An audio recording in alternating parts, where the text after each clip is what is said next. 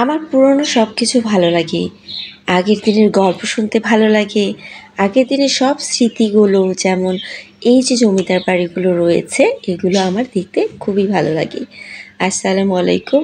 আজকে আমি আমার চোখ দিয়ে আপনাদেরকে দুটো জমিদার বাড়ি দেখাবো। একটা তেওতা জমিদার বাড়ি আর একটা বালিয়াটি জমিদার বাড়ি। আপনি যদি পুরোনো দিনের স্মৃতি পছন্দ করেন, তাহলে আজকের ভিডিওটা আপনার কাছে মজাদার হতে চলেছে। মানে আপনার কাছে দেখতে কিন্তু ভালোই লাগবে। শুরু থেকেই শুরু করা যাক, যে কোথা থেকে কিভাবে গেলাম। গাবতলী বাস স্ট্যান্ড থেকে সেলফি বাসে করে গিয়েছে। আপনারা চাইলে আপনাদের ব্যক্তিগত গাড়িতেও যেতে পারেন। গাবতলী রাস্তা ধরে সোজা গিয়েছি, সেখানে 150 টাকা করে ভাড়া নিয়েছে, যেটা মানিকগঞ্জ সদরে নামিয়ে দিয়েছিল। যেতে যেতে চতুর্দিকে প্রাকৃতিক দৃশ্য দেখবেন, আর প্রাকৃতিক দৃশ্যগুলো দেখতে তো অনেক বেশি ভালো লাগে। একটু দ্রুত দেখানোর চেষ্টা করছি, তাড়াতাড়ি পৌঁছানোর চেষ্টা করছি আপনাদেরকে ভিডিওর মাধ্যমে। এরকম আপনি দেখতে দেখতে যাবেন। জানালার পাশে বসলে তো আপনার খুবই ভালো লাগবে। আর গরমের দিনে বিরক্তিকর একটা জায়গা হলো যদি আপনার পাশে রোদ চলে আসে, তাই গরমের দিনটা একটু অ্যাভয়েড করার চেষ্টা করবেন। ছুটির দিনে এখন তো ঈদ চলছে, ঈদের ছুটিতে আপনি চাইলে কিন্তু ঘুরে আসতেই পারেন। অফুরন্ত ছুটি, তাই কি করবেন, এরকম পুরনো স্মৃতিগুলো কিন্তু দেখে আসতেই পারেন। মানিকগঞ্জ সদরে নেমেছি, ওখান থেকে কিন্তু সিএনজি করে পাটোয়ারিতে গিয়েছি, মানে পাটোয়ারি ঘাটে গিয়েছি। সেই ঘাটে কিন্তু লঞ্চ আছে, এখান থেকে আপনি অন্য জেলায় যেতে পারবেন খুব সহজে। আবার স্পিড বোটও আছে, যেটা কিন্তু জনপ্রতি 250 টাকা করে নিচ্ছিল। এত বেশি রোদ, আমি ভয়ে ওদিকে যাওয়ার সাহস করিনি। এমন একটা দিনে গিয়েছি যেই দিনটাতে প্রচুর গরম ছিল, আর ছুটির দিনে ছাড়া তো যাওয়াই হয় না, তাই সেই দিনটা আমাকে বেছে নিতেই হয়েছে। এত গরমে অতিষ্ঠ হয়ে গিয়েছিলাম, কিন্তু এইসব দৃশ্য দেখে কিন্তু খুবই ভালো লেগেছে। আর হ্যাঁ, এই যে লঞ্চগুলো আছে, এগুলোতে 80 টাকা করে নেয়, আর স্পিড বোটে কিন্তু 250 টাকা করে নেয়। যখন সেটা দেখা হয়ে গেল পাটোয়ারা ঘাট, এরপর চলে গেলাম কিন্তু তেওতা জমিদার বাড়িতে, আমাদের কাঙ্ক্ষিত সেই জমিদার বাড়িতে। একই দিনে দুটো জমিদার বাড়ি ঘুরেছি, তাই আমি যদি দুটোকে ফলাফল বলি, তাহলে আমার কাছে কিন্তু পরের জমিদার বাড়িটা বেশি ভালো লেগেছে।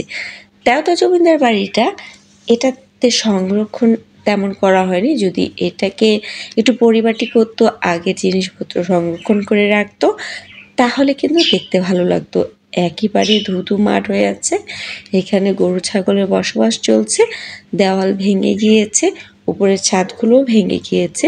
আমি কিন্তু আলাদা করে একটা ভিডিও কিন্তু আপলোড করেছিলাম, সেখানে বিস্তারিত কিন্তু দিয়ে দিয়েছিলাম। চাইলে সেই ভিডিওটা শোনার জন্য আপনারা দেখতে পারেন যে সেখানে আমি কী কী বিস্তারিত বলেছি।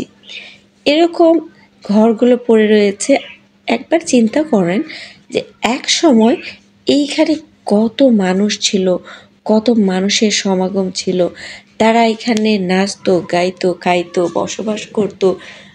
রাজা রানী, জমিদার, প্রজা, কত কি। এখন সেটা কিন্তু ফাঁকা পড়ে আছে, ভাবতেই কিন্তু আমার কাছে খুব অবাক লাগে। তবে হ্যাঁ, এই তেওতার বাড়িটাও নাকি সংরক্ষণ করা হচ্ছে কিছুটা অংশ জুড়ে। আমি পুরোটা দেখতে পারিনি গরমের জন্য। উপরের অংশ থেকে দেখেছি, এটা আমার 2 তালা উপরের ছাদ। তারপর নিচে, উপর থেকে নিচে দেখতে কিন্তু ভালোই লাগছিল। আর উপরের দিকে গেলে একটু বাইরের বাতাসটা আসছিল, গরমটা একটু কম লাগছিল। কিছু কিছু ছাদের জায়গাটা কিন্তু ভেঙে গিয়েছে। যদি যান, সাবধানে যাবেন। বাচ্চাদের নিয়ে গেলে অবশ্যই সাবধানে রাখবেন। এই যে দেখতে পাচ্ছেন কিছু কিছু অংশ এরকম কিন্তু ভেঙে গিয়েছে। অনেকেই গিয়ে কিন্তু একদম দৌড় দেওয়া শুরু করে, এমন কাজটা করবেন না, অবশ্যই দেখে শুনে হাঁটবেন। তেওতা জমিদার বাড়ির সামনের অংশে কিন্তু নজরুলের পাঠাগারও রয়েছে, আর এর সামনে একটা পুকুর পাড়ও রয়েছে। পুকুরটা দেখতে সুন্দর, সেখানে নাকি আমাদের কবি নজরুল গোসলও করেছিল। ভাবতে অবাক লাগছে যে এমন একটা জায়গায় আমি গিয়েছি যেখানে আমাদের কবি নজরুল গোসল করেছে।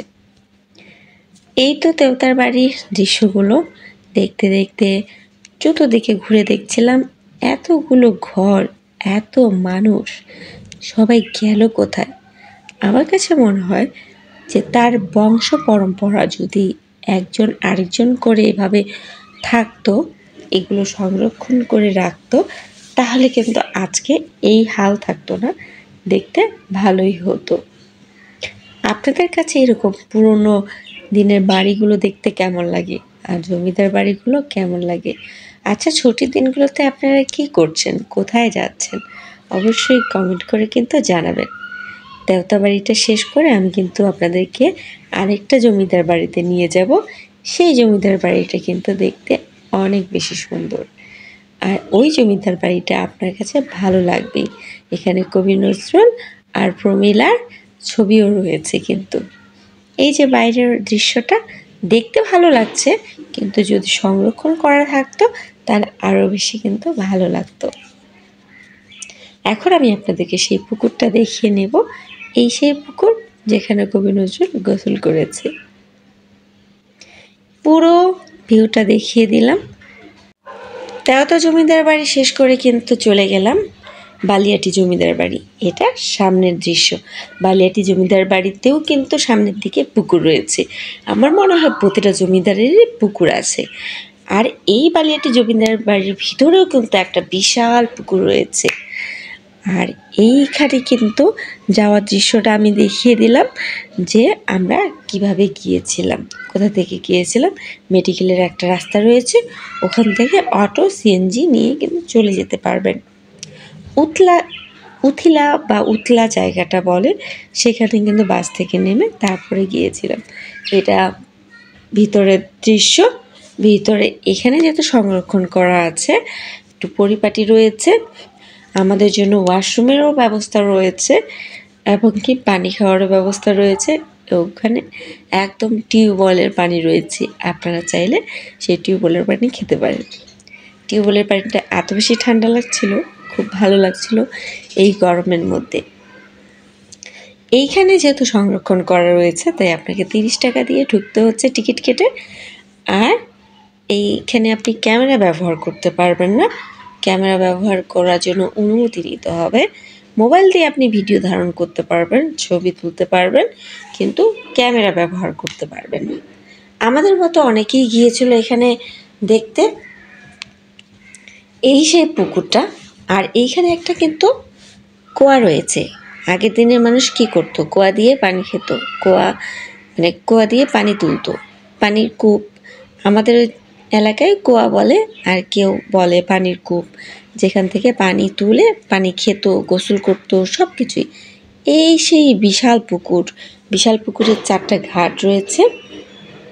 পুকুরটা দেখতে অসম্ভব সুন্দর, আমার কাছে খুব ভালো লেগেছে। যদি এটা পানি দিয়ে ভরা থাকতো তাহলে হয়তো আরও বেশি সুন্দর লাগতো।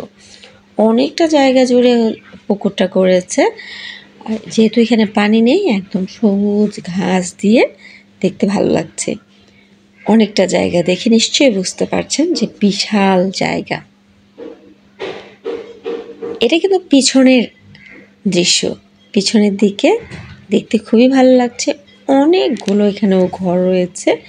আমার কাছে শুধু ভাবতে এটাই অবাক লাগে যে এক সময় এখানে এত মানুষ ছিল, আর এখন সেখানে ফাঁকা পড়ে আছে।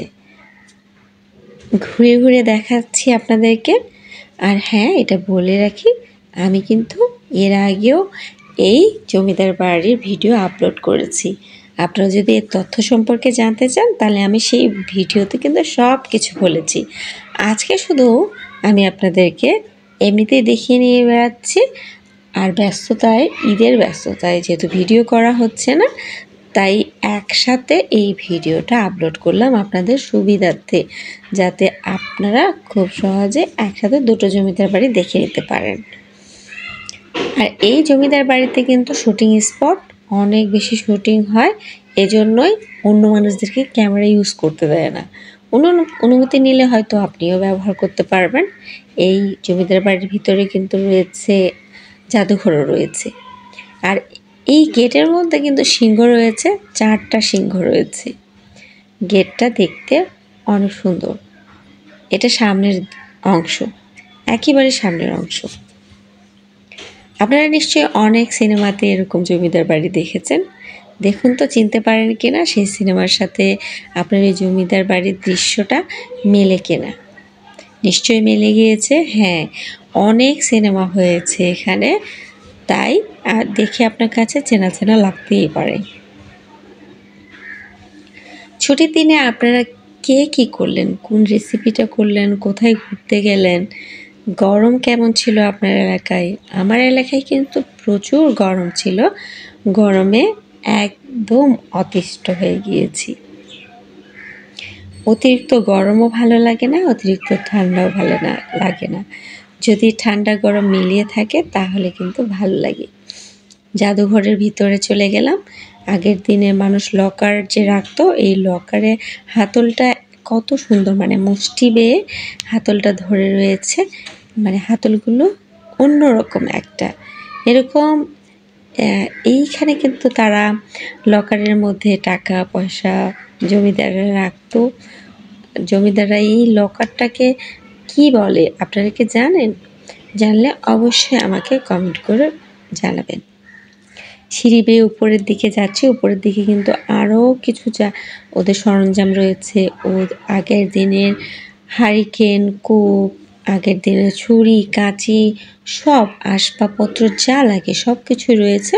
তবে ভিতরের দিকে ভিডিও করা নিষেধ ছিল বলে আমি পুরোটা ভিডিও করতে পারিনি।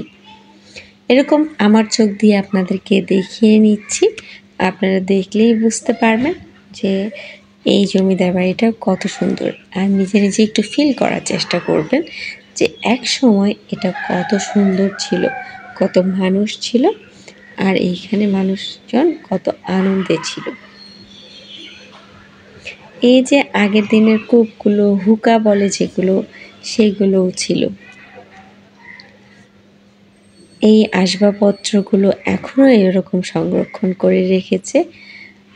অনেক জায়গাতে আছে, অনেক জাদুঘরে আগের দৃশ্যগুলো রয়েছে, আগের আসবাবপত্রগুলো রয়েছে। এগুলো দেখতে আমার কাছে খুবই ভালো লাগে। জাদুঘর থেকে বের হয়ে এলাম, সামনের এই জায়গাটা দেখতে পাচ্ছেন। ভিডিওটা আর বেশি দীর্ঘায়ু করছি না, আপনাদেরকে আর বেশি অতিষ্ঠ করছি না। কেমন লেগেছে আজকের এই ভিডিওটা অবশ্যই কমেন্ট করে জানাবেন। যদি ভালো লেগে থাকে লাইক কমেন্ট শেয়ার করবেন। আমার চ্যানেলে নতুন হয়ে থাকলে সাবস্ক্রাইব করবেন। আর ফেসবুক থেকে যদি এই ভিডিওটা দেখে থাকেন তাহলে অবশ্যই ফলো দিয়ে পাশে থাকবেন। আজ আর ভিডিওটা বেশি বড় করছি না, তবে হ্যাঁ, নতুন আরও একটা ভিডিও নিয়ে কিন্তু আসবো। সে পর্যন্ত আপনারা ভালো থাকবেন। আর ফেরার পথে রাস্তাটা কিন্তু অসম্ভব সুন্দর, বিকেলবেলা দেখতে ভালো লাগছিল। দৃশ্যটা আসলেই অসম্ভব। চাইলে একবার সময় করে ঘুরে আসবেন, আর ঘুরে এসে আমাকে জানাবেন কেমন লেগেছে। ভালো থাকবেন সবাই।